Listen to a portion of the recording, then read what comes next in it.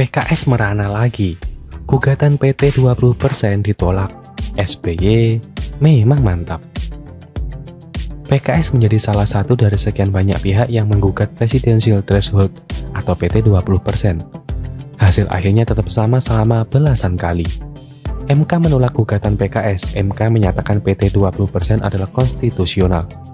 Menolak gugatan untuk seluruhnya, kata Ketua MK Anwar Usman dalam sidang terbuka yang disiarkan YouTube. Dalam permohonannya, PKS meminta angka PT 20% turun menjadi 7-9%. Tapi, MK menilai tidak berwenang karena hal itu adalah kebijakan politik yang terbuka. Menurut MK, hal itu bukanlah menjadi ranah kewenangan mahkamah untuk menilai kemudian mengubah besaran angka ambang batas tersebut. PKS juga mau mengusung calon presiden sendiri, tapi terhadap oleh aturan PT ini sehingga menggugat. Syukur-syukur gugatan bisa diterima.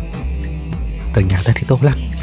Modus aja nih, supaya PKS bisa leluasa mengusung kadernya yang tidak bermutu. Mereka saking kebelet berkuasa, lupa dengan sejarah lalu di mana gugatan serupa pernah diajukan puluhan kali tapi hasilnya kandas. Ada beberapa nama yang akrab di telinga kita yang menggugat ini, yaitu Yusril Iza Mahendra, Ayu Sungkarisma, Gatot Nurmantio, Jaya Suprana, Partai Umat, dan Rizal Ramli. Semua gugatan tidak dapat diterima. Dari semua nama, kelihatan ada yang sangat ambisius jadi presiden tapi terhalang oleh PT 20%.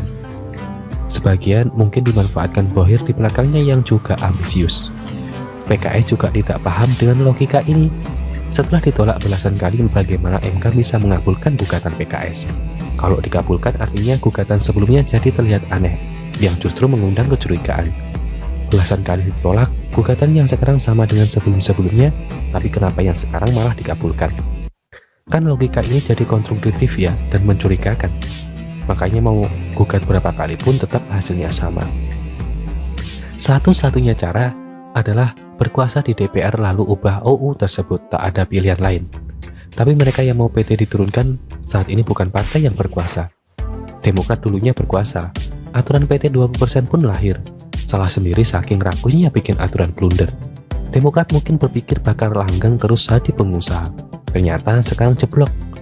Dulu mereka yang bikin, sekarang komplain. Aneh. PKS dulu juga sama, karena menjadi bagian dari pemerintahan SBY dulu. Kenapa dulu tidak protes? Dan baru sekarang ributnya, minta ampun. Sekarang kena batunya dan tidak bisa mengelak, maka tuh PT 20%. Dengan ditolaknya gugatan tersebut, kasihan sekali PKS. Susah dapat panggung di Pilpres 2024, hanya bisa jadi tim hore saja.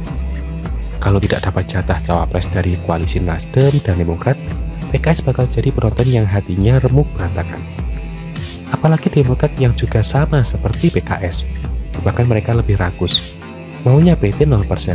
Sekarang mereka halu mengeluh dada dan prihatin karena gugatan PKS ditolak. AHY belum aman, bahkan bisa jadi penonton kalau tidak hati-hati. Syukurin deh, rasain. Siapa suruh dulu begitu, sekarang kena karma. Jangan salahkan MK, salahkan dulu yang memaksa agar PT dinaikkan jadi 20%. Salahkan yang berkuasa saat itu.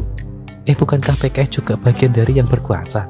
Makanya PKS bisa dapat jatah menteri, yaitu Menkominfo, prestasinya sangat oke. Internet cepat buat apa? Apa yang salah bagi PKS? Berarti sudah benar. Bagi PKS mungkin mereka kesulitan, tapi bagi kita ini kebahagiaan. Ibarat mau ikut Piala Dunia tapi tidak mau ikut kualifikasi karena pasti tidak lolos. Maunya langsung lolos ke putaran final. Enak banget mereka ini. Memang siapa mereka? Tak bisa lolos PT 20% artinya tidak cukup bagus, tidak bermutu, atau bisa jadi memang tidak ada bagus-bagusnya sama sekali. Jadi, yang ngotot berkuasa tapi tidak bisa lolos kualifikasi itu tahu dirilah. Kaca setahun bila perlu. Jangan ngotot apalagi menjadi pura-pura lugu demi ambisi pribadi. Rakyat sudah cerdas dan paham permainan PKS dan Demokrat. Alangkah baiknya jika mereka tidak usah ikut Pilpres. Nyah saja sekalian. Bagaimana menurut Anda?